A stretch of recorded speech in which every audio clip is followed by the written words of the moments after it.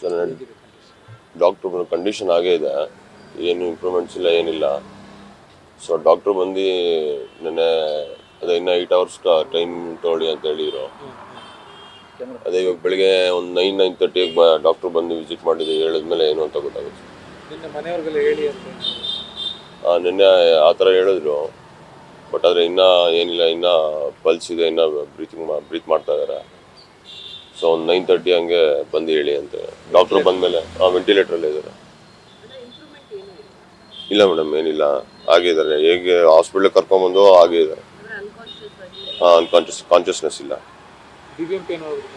BBMP ಅವ್ರು ಬಂದಿರು sir. ಅವರು ನೆನ್ನೆ ನೈಟ್ ಬಂದಿದ್ರು. ಇವಾಗ ಏನು ಇಲ್ಲಿವರೆಗೂ ಏನು ಬಿಲ್ ಆಗಿದೆ ಅದ್ರದ್ದು ಬಿಲ್ ತೊಗೊಂಡೋಗಿದ್ದಾರೆ. ಇವತ್ತು ಬೆಳಿಗ್ಗೆ ಬಂದು ಅದು ಕ್ಲಿಯರ್ ಮಾಡ್ತೀವಿ ಆ ಬಿಲ್ ಅಮೌಂಟು. ನೆಕ್ಸ್ಟ್ ಫರ್ದರ್ ಏನಾದರೂ ಇತ್ತು ಅಂದರೆ ಅದ್ರದ್ದು ಬಿಲ್ದು ಹಾಗೆ ಕ್ಲಿಯರ್ ಮಾಡಿಕೊಡ್ತೀವಿ ಅಂತ ಹೇಳಿದ್ದಾರೆ. ನಾವು ಅದೇ ಅವ್ರ ಹತ್ರ ಕೇಳೋದು, ಇವಾಗ ಅವರು ರೆಡಿಯಾಗಿ ಬಂದ್ರೂ ಅದು ತುಂಬ ಸಿವಿಯರ್ ಡ್ಯಾಮೇಜ್ ಆಗಿದೆ. ನಾಳೆ ದಿವಸ ಅವ್ರ ಫ್ಯೂಚರ್ಗೆ BBMP ಕಡೆಯಿಂದ ಏನಾದರೂ ಅವ್ರಿಗೆಲ್ಲ ಇದು ಮಾಡಿಕೊಡ್ರಿ ಅಂತಲೇ ನಾವು ಕೇಳ್ತಾರೆ ಸರ್ ಅಷ್ಟೇ. ಯಾಕಂದರೆ ಅವರೇ ದುಡಿತಾ ಇರ್ತಿದ್ದು. ಇವಾಗ ನೆಕ್ಸ್ಟ್ ಅವರು ಕೆಲ್ಸಕ್ಕೆ ಹೋಗೋಕ್ಕಾಗುತ್ತೋ ಆಗಲ್ವೋ, ಏನು ಸಿಚುವೇಶನ್ ಅಂತ ಡಾಕ್ಟ್ರ್ ಹೇಳೋರ್ಗು ನಮಗೂ ಗೊತ್ತಿಲ್ಲ.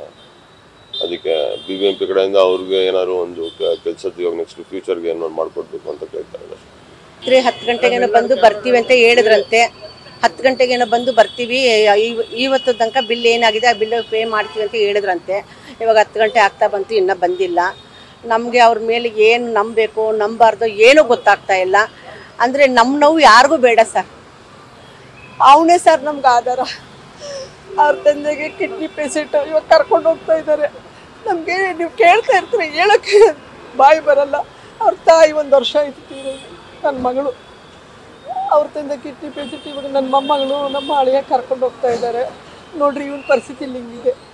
ಇವ್ರಿಗೆ ಅದು ಏನು ಕರುಣೆ ಬರ್ತಾ ಇಲ್ವೋ ಏನೋ, ನಮ್ಗತ್ತು ಏನೂ ಅರ್ಥ ಆಗ್ತಾ ಇಲ್ಲ ಸರ್. ಕಂಡೀಷನ್ ಹೇಗಿದೆ ಅಂತ ಡಾಕ್ಟ್ರ್ ಅಂತಾರೆ ಕಂಡೀಷನು ಇನ್ನೂ ಏನು ಹೇಳೋಕ್ಕಾಗಲ್ಲ ಅಂತಾರೆ. ಏನು ಹೇಳಿ, ನಾವು ದೇವ್ರು ನಂಬಿದ್ದೀವಿ, ಭಗವಂತನೇ ಪಾರು ಮಾಡಬೇಕು ಅಂತ. ಅವನು ಏನೋ ಕಂಪ್ನಿಗೆ ಹೋಗ್ತಾ ಇದ್ದ. ನಮ್ಮ ಮನೆಗೆ ಆಧಾರ ಆಗಿರೋನು ಅವನೇ ಸರ್. ಯಾಕೆಂದ್ರೆ ಒಂದು ಮನೆ ಆಧಾರ ಅಲ್ಲ ಸರ್. ಅವ್ರ ಅಜ್ಜಿ ತಾತನ ಅವನೇ ನೋಡ್ತಾ ಇದ್ದಿದ್ದು, ಅವ್ರ ಅಪ್ಪನ ಅವನೇ ನೋಡ್ತಾ ಇದ್ದಿದ್ದು. ತಂಗಿ ಮದುವೆ ಮಾಡಿದ್ದಾನೆ, ಇನ್ನೂ 1 ವರ್ಷ ಆಗಿಲ್ಲ ತಂಗಿ ಮದುವೆ ಮಾಡಿ. ಅವ್ರ ತಾಯಿ ತಿರೋ 1 ವರ್ಷ ಆಗಿದೆ. ತಂಗಿ ಮದುವೆ ಮಾಡಿ ಸಾಲ ಮಾಡ್ಕೊಂಡು ಅವನಿದ್ದ. ಆ ಟೆನ್ಷನಲ್ಲಿ ಮನೆ ಕಳೀತಾ ಇದ್ದಿದೆ. ಕಷ್ಟ ಇವಾಗ ಈ ಥರ ಆಗಿದೆ. BBMP ಅವರು ಬರ್ತಾರೆ ಹೋಗ್ತಾರೆ, ಏನು ಸ್ಪಂದಿಸ್ತಾ ಇಲ್ಲ. ಬರ್ತೀನಿ ಅಂತ ಇದ್ದಾರೆ. ನಮ್ಗೆ ಇವತ್ತು ಏನಿದ್ರೆ ಅಂದರೆ ನಮಗೆ ಫ್ರಾಂಕ್ ಆಗಿ ಹೇಳ್ಬೇಕು ಅಂದರೆ ಬಿದ್ದಾಗಿಂದ ನಮಗೆ ಸಪೋರ್ಟ್ ಆಗಿರೋದು ಮೀಡಿಯಾದವ್ರು ಒಬ್ಬರೇ.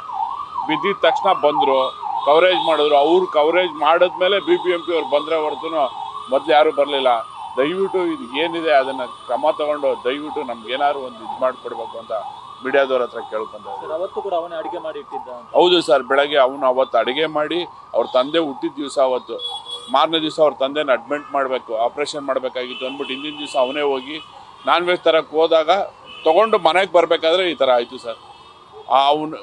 ಆವತ್ತಿಂದ ಅಡುಗೆ ಮಾಡಬೇಕು ಅಂದ್ರೂ ಮನೇಲಿ ಯೋಚನೆ ಮಾಡಬೇಕು ಸರ್. ವಯಸ್ಸಾಗಿರೋರ್ಗೆ ಅಡುಗೆ ಮಾಡೋದಕ್ಕೂ ಬೇರೆಯವ್ರ ಮೇಲೆ ಡಿಪೆಂಡ್ ಇವಾಗ ನಾವು. ಆ ಥರ ಮಟ್ಟಕ್ಕಿದೆ ಮನೆ ಸರ್. ಡಾಕ್ಟ್ರ್ ಏನಂತ ಹೇಳ್ತಾ ಇದ್ದಾರೆ ಅಂದರೆ